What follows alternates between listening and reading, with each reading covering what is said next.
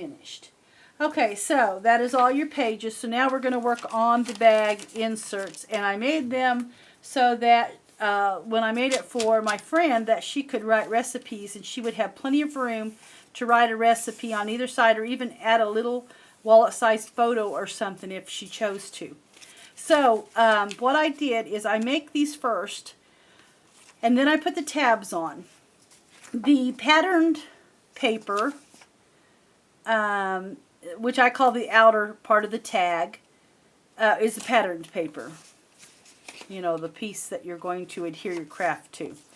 It is 5 3/4 wide, and you want to be sure that you've got your wide going one way and your up and down going the other, especially if you're using any kind of patterned paper that has a design to it going up and down. So the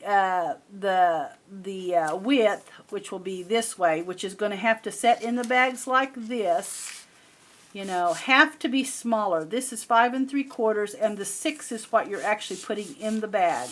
So going inside.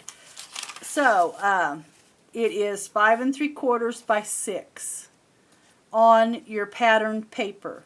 Then on your craft cardstock, the inner part of the tag, it will be 5 1/2 by 5 3/4. Now you're going to need 6 on your pattern paper, and then on your craft cardstock you're going to need 12 because you have one on each side. So pattern paper, outer tag, outer part of the tag is 5 3/4 by 6, and then you need 6 total. And then your craft cardstock, the inner part of your tag, is going to be 5 1/2 by 5 3/4, and you're going to need 12. Okay, just remember that 6 will be this way going in your bag, and that the 5 3/4 needs to fit this way so that it's not too small or too big. Okay, and anyway, here are mine, and what I have done is I kind of look at them and how I want them to go in the book, and then I add my tabs so that they kind of are staggered a little bit where you can see them.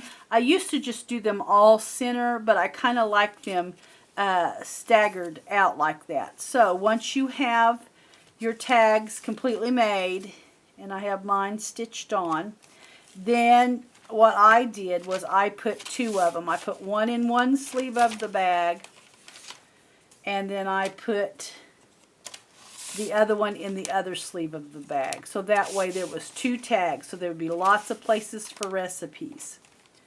And anyway, that is really the construction of the book. It's really a simple process to make one of these little paper bag albums. That's why I like to do them, especially if I need a quick project, because they're just so quick to put one together. So anyway, I'm going to put this together, and then I'll come back and I will show you the complete. Okay, I've got the book completely put together now.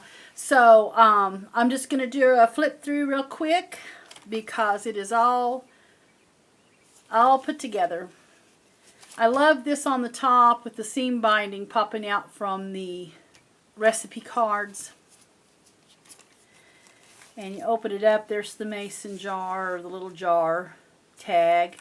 Here are my 2 little tags here, and like I said, I did put them bows going opposite so they weren't kind of running into each other there.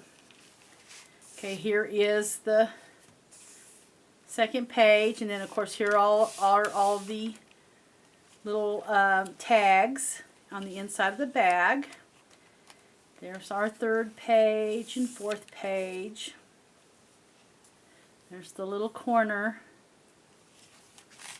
and once again the little tab with the mason jar. We've got our 2 tags here,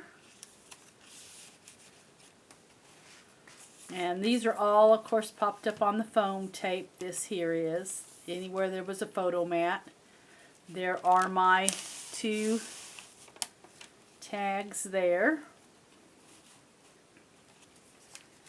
And here is the pocket with the 2 little recipe cards there. And in the original, I think I put 3 in this one, but it was because I had extra on that particular recipe card, so I just put 2 in there. And then here is the 3 little tags. I popped this up on some foam tape here, and then I actually glued the bottom because with the lace it popped it up a little bit anyway. So foam tape just went down this side, and I just glued the bottom so they were kind of the same evenness there. So there is the 3 little recipe cards there. And here is the back page. And of course the last 2 tags. And there we are. So anyway, I hope that you enjoyed this tutorial. I know you waited a long time for it. But anyway, thanks so much for watching.